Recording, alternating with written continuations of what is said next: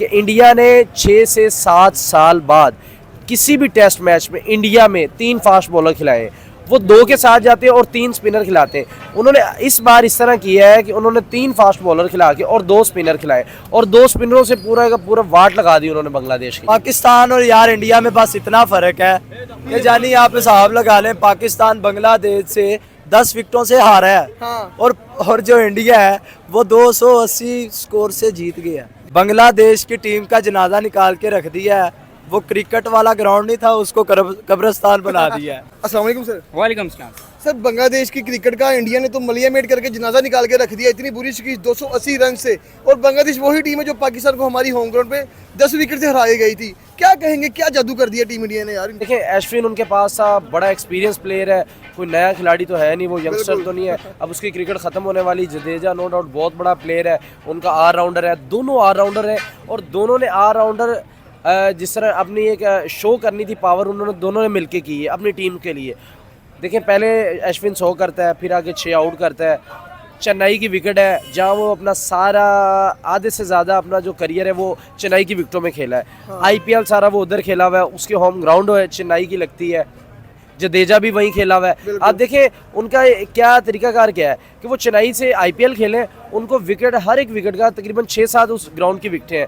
मेरा नहीं ख्याल कि कोई भी इस तरह की विकेट हो जाए अश्विन और जडेजा ना खेल सके हो। टर्निंग पॉइंट था। और देखें उन्होंने फंसाया कैसे बांग्लादेश को। 3 उन्होंने सीमर खिलाए। आपको शायद इल्म में है या नहीं कि इंडिया ने 6 से 7 साल बाद किसी भी टेस्ट मैच में इंडिया में 3 फास्ट बॉलर खिलाए।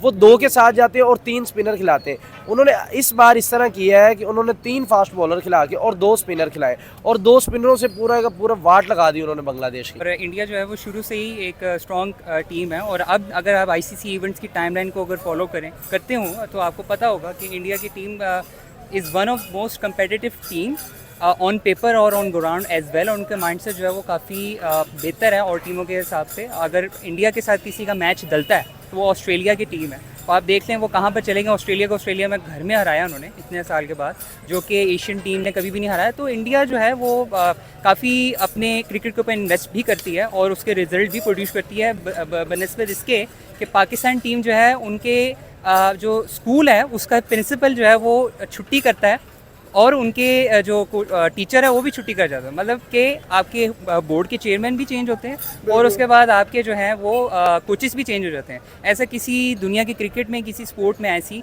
जो है मिसाल नहीं मिलती। देखिए इसमें कोई अचंभे की बात नहीं। अगर आप उनके बॉलर्स को देखें और ख़ास तौर पे बुमराह जो है उनका एक बॉलर जो आपने देखा होगा अभी रिसेंटली परफॉर्मेंस, मेरे ख्याल से अगर टाइमलाइन देखी जाए तो आज 2024 के अंदर अगर कोई प्लेयर सबसे अच्छा को बॉलिंग साइड में है तो Jasprit Bumrah he is unplayable. But 2021 में शाहीन शाह अफरीदी था जो कि अब अनफॉर्चुनेटली पाकिस्तान का कोई एक डिपार्टमेंट भी काम करता हुआ नजर आ रहा है। स्पिन जो कि मैं जिस पे सबसे ज़्यादा कहना चाहूँगा कि पाकिस्तान के पास स्पिनर है ही नहीं। सईद अजमल के बाद एक बिल्कुल समझ लें कि ड्राउट चल रहा है पाकिस्तान की स्पिन डिपार्टमेंट में। अगर आप इंडिया को देखें वहाँ 2-3 स्पिनर्स होते हैं, फास्ट बॉलर्स होते हैं, उनके ऑलराउंडर्स होते हैं, वो हर टीम को जो है वो कुचल देती है। क्योंकि रविचंद्र अश्विन ने आज 6 आउट कर दिए, ऑलमोस्ट 750 विकेट्स ले गया वो। मैं तो कहता हूँ हम अपने जुल्फ़िकार बाबर को भी खिला देते हैं, वो भी मेरे ख्याल से इस उम्र में शायद अच्छा बॉल कर दे। या हमारे जितने ये नवाज़ हैं जो कि सॉरी टू से बस सीधी सीधी बॉल करते हैं। शादाब मुझे नहीं समझ आ रही कि शादाब खान की वो गुगली किधर चली गई, जो हम इतनी अरसे से हम बेताबी से उसको देख रहे हैं। बिल्कुल दिल शादाब नहीं हो रहा और वो क्यों ना हो, क्योंकि पाकिस्तान की टीम जो है वो ऐसी नहीं थी। अगर आप देखें स्पिन पाकिस्तान की कुव्वत रही हुई है और फास्ट बॉलिंग साथ होती थी, एक अच्छे उनके पास ऑलराउंडर्स होते। पाकिस्तान के पास एक भी अच्छा ऑलराउंडर फ़हीम अशरफ के ऊपर हमने इन्वेस्टमेंट की, वो भी ना बन पाया। बांग्लादेश की एक क्वालिटी ये कह लें कि उनके जो प्लेयर हैं वो बड़े समझदार हैं, वो बड़े समझदारी के साथ खेलते हैं। हेवन सेड इट कि उनके अपने ग्राउंड इतने को अच्छे नहीं हैं और इतनी अच्छी वहाँ पर फैसिलिटीज़ बांग्लादेश में नहीं है, लेकिन वो चूँकि एक्सपीरियंस हो चुके हुए हैं। लिटन दास अगर आप देख लें, उनके मुशफीक हैं, शकीब हैं, बाकी अब उनका एक नाहिद राना जो बॉलर आया है, आई मस्ट से कि Nahid Rana is a most emerging fast bowler और मुझे लगता है कि आने वाले वक्तों में ये सबके साथ पेचा था। पेस भी बहुत अच्छी है उसकी। विराट कोहली कह रहा है यार मिलिंगा जैसे यॉर्कर्स मारो तो आगे से मजाक बन रहा था, लेकिन दोस्ताना मैच चल रहा था वहाँ पे। कोई देखिए वहाँ पर वो कुछ कर नहीं सकते थे, उनको पता है हमारे सामने टीम बहुत बड़ी खड़ी हुई है। यहाँ पर पाकिस्तान में ये तो बिगी बिल्ली पाकिस्तान बन के बैठ गया था उनके सामने। उन्होंने ऊपर से 2-3 आउट कर दिए, तो उनकी भी आप अगर देखें, उन्होंने बांग्लादेश ने उनके आउट 2 किए ऊपर से, 24 पे 2 आउट हो गए थे उनके, लेकिन उनको कमबैक करना आता है, उनको क्रिकेट खेलना आती है, होम ग्राउंड को कैसे यूटिलाइज किया जाता है उनको ये आता है। पाकिस्तानियों को ये नहीं आता। पाकिस्तानी जब 1-2 आउट, बाबर आउट हो जाए, बाकी हमारी सारी टीम फट्टे पे पड़ जाती है। उनके पास देखें आउट ऊपर से हुआ है, कोहली जैसा प्लेयर भी चला गया, उनको टेंशन नहीं हुई। नीचे से ऋषभ पंत है, वो इतना इजी है जैसे फ्रेंडली मैच खेले। कमबैक आपने देखा है ब्रो, 625 दिन बाद ग्राउंड में आया है और लाइक आते ही सेंचुरी मार के गया है। देखिए नो डाउट, और वो खेला इस तरह है जैसे कि वनडे क्रिकेट खेलते हैं, बड़े इजी रिलैक्स, कोई उसको टर्न नहीं, कोई उसको फास्ट बॉलर नहीं तंग कर रहा, कोई लेग स्पिन नहीं उसको तंग कर रहा, कोई मूवमेंट कुछ तंग नहीं कर, बड़ा इजी रिलैक्स। और जो वो आउट भी हुआ है ना, वो इस तरह हुआ है कि वो हिट करने गया और सामने एक कैच अच्छा हो गया है, वरना उसने स्ट्रेट मारा था, वो वहां पे भी नहीं आउट होने वाला था। मेरा नहीं ख्याल था कि अश्विन की बारी आएगी जिस तरह ऋषभ पंत खेल रहा था। रोहित शर्मा ने मैच के बाद एक आफ्टर मैच एक स्टेटमेंट दी, उन्होंने बोला कि जैसे हम अपने मुल्क में जीते हैं, मैं चाहता हूँ कि हमारी टीम इंडिया पूरी दुनिया में जाके जीते, एक एक ग्राउंड में जाके जीते। क्या वो इस चीज़ पे भी अमल कर पाएंगे, क्योंकि अपनी होम ग्राउंड तो शेयर बन गए हैं वो? मेरा ये ख्याल है कि इंडिया पे इस पे बहुत ज़्यादा वर्किंग की ज़रूरत है। देखें, आप जो क्रिकेट को समझने वाले हैं ना, जो गुड लेंथ से पीछे शॉर्ट पिच पे बॉल आता है ना, वही आपकी आंखों के सामने से गुजरता है। लेकिन आप इसके डिफरेंट, आप दूसरी कंट्रीज़ में जाएंगे, आप न्यूजीलैंड में, ऑस्ट्रेलिया में, इंग्लैंड में, वो आपको गुड लेंथ से भी आपके फेस से ऊपर बॉल जाएगा। ये चीज़ सीखनी पड़ेगी, ये प्रॉब्लम है एशिया में और यूरोप में, ये प्रॉब्लम आ रहा है दूसरी कंट्रीज़ में। देखिए, इनको इंडिया को, पाकिस्तान, एशिया की टीमों को बाहर जाके प्रॉब्लम क्या है, सबसे पहले इनसे बाउंस नहीं खेला जाता, और स्पिनर हमारे उधर इतने तगड़े नहीं, इफेक्टिव नहीं है। स्पिनर आप चाहे जिस तरह मर्जी जोर लगा लें, वो आपको बाउंस, प्रत का विकेट है वो आपको बाउंस देता है, वहाँ 135 वाला भी आंखों के सामने से बॉल गुजार देता है। ये फ़र्क है। हमें अगर एशिया को तैयारी करनी है, और इंडिया मेरा ख्याल इस पर काम भी करेगा, इनको वहाँ की मट्टी लाकर वहाँ की मट्टी लाकर इनको यहाँ की विकेट्स बनानी चाहिए। उनको, इंडिया को ये चाहिए कि वहाँ की मिट्टी लेके आए एशिया के, जैसे कि हमारे अभी हमने सुनने में आया कि पाकिस्तान के पिंडी में एक आ रही है, विकेट बन रही है, जो वहाँ से मिट्टी आएगी। इसी तरह इंडिया भी इस पे वर्किंग कर रहा होगा कि इनको इस तरह की पिचेस बनाए। जो देखिए, मैच तो नहीं हम कर सकते कि बिल्कुल वैसी बनती हो, लेकिन कुछ एज होगा, कुछ ना कुछ उससे प्रैक्टिस होगी।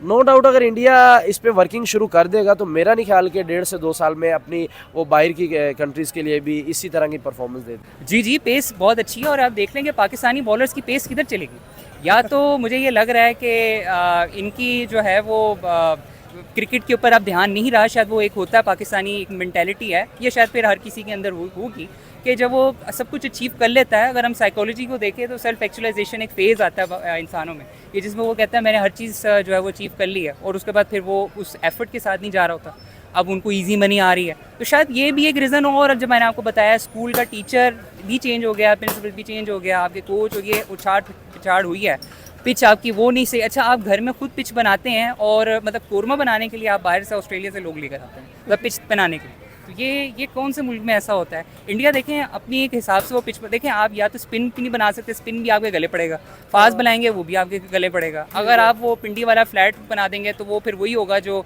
रमीज़ राजा साहब के दौर में हुआ था कि मामूल हक और वो उन्होंने 200 स्कोर कर लिए थे। तो मेरे ख्याल से ऐसा हम कर लेते हैं, रोड बना देते हैं, ना खेलन देंगे ना खेलेंगे, ये कर लेते हैं। तो ऐसी क्या एक मेन रीज़न है जो ऐसा क्या जो मेन पॉइंट है जो हमें टीम इंडिया से सीखना चाहिए? मेरे ख्याल से टीम इंडिया से सीखने को, मेरे हिसाब से एक माइंडसेट की बात है ये। देखिए, पाकिस्तान टीम ने बाबर आजम के ऊपर इतनी ज़्यादा इन्वेस्टमेंट की है। Babar Azam no doubt is a big player, और उसकी जो शॉट्स हैं स्टाइलिश हैं नो डाउट, और जब वो रन्स करते थे, और मैं भी हैरान होता था कि इतने कंसिस्टेंटली वो रन्स करते हैं, माशाल्लाह बहुत ज़बरदस्त खेलते थे। लेकिन अब हुआ ये कि उनको आपने कप्तान उनको बना दिया, उनके ऊपर और प्रेशर आपने कर लिया, कैप्टन मटीरियल वो है ही नहीं है। ठीक है, कैप्टन की एक सोच अलग होती है, उनके अंदर वो वाली मिजाज बहुत होता है। और अगर आप पाकिस्तान टीम में अगर रिसेंटली देखें तो सरफराज जो थे वो पीछे से, विकेटों के पीछे से उनका दिमाग भी चलता था, और उनके विकेट कीपिंग ग्लव्स भी चलते थे। तो यहाँ से आप देख लें कि वो उस तरह की कप्तानी शायद मुझे लगता है पाकिस्तान को चाहिए, जो बाबर आजम वैसी नहीं कर पा रहे। जिस तरीके से रोहित शर्मा अपनी टीम को इतना सक्सेसफुल कर रहा है, क्या जो रोहित शर्मा ने एक दफ़ा बात की थी कि मुझे पाकिस्तानी टीम का बैटिंग कोच बना दें तो मैं बैटिंग ठीक कर दूंगा, बाकी कोच ना बना दे? मेरा नहीं ख्याल उनको कोच बनाना चाहिए, वो इसलिए क्योंकि वो वैसे भी अगर कोच बना देंगे तो वो वैसे ही सारी हमारे जो है वो पैसे ले रहे होंगे, क्योंकि उन्हें पाकिस्तान तो आना नहीं है। तो मुझे लगता है ऑनलाइन कोच ही फिर वो बनेंगे, लेकिन मेरा ख्याल है he is a big player. But still देखें, एक टीम जब है उनकी, और वो तो होंगे इस हवाले से पूरी उम्मीद कि उनकी टीम जो बड़ी ज़बरदस्त है। लेकिन अगर आप देखा जाए इस चीज़ को कि पाकिस्तान टीम में भी ऐसी बात नहीं है कि बहुत मतलब वो वाली बात है, मतलब बहुत ख़राब है। देखिए काफ़ी चीज़ें हैं पाकिस्तान के टीम के अंदर, हम एक्चुअली चांस नहीं देते लड़कों को, ठीक है। चांसेस के अंदर अब आप ये देखें कि हमने ग्रूम नहीं किया। हमने एक अली बट नाम का एक लड़का था हमारे टेस्ट में खेलता से, वो स्लिप में कैच अच्छा पकड़ता था, इमरान बट, उसको हमने रखा हुआ था, ठीक है। फिर आपने इस बेशुमार आपके पास एग्जांपल्स हैं, आपने प्लेयर को बनाया नहीं है। अब रॉ टैलेंट उठाते हैं, रॉ टैलेंट उठाने के बाद आप उसको ठक ठक ठक खिलाना शुरू कर देते हैं, फिर उनके वो इंजर्ड हो जाते हैं और फिर वो बैठ जाते हैं। जैसे आप देखें तो शाहनवाज धानी, और आप उनको देखें एहसान उल्लाह को देखें, वो किधर चले गए हमारे प्लेयर्स, ठीक है। और स्पिन किधर चले गए हमारे, स्पिन ऑलराउंडर्स भी कोई भी नहीं है।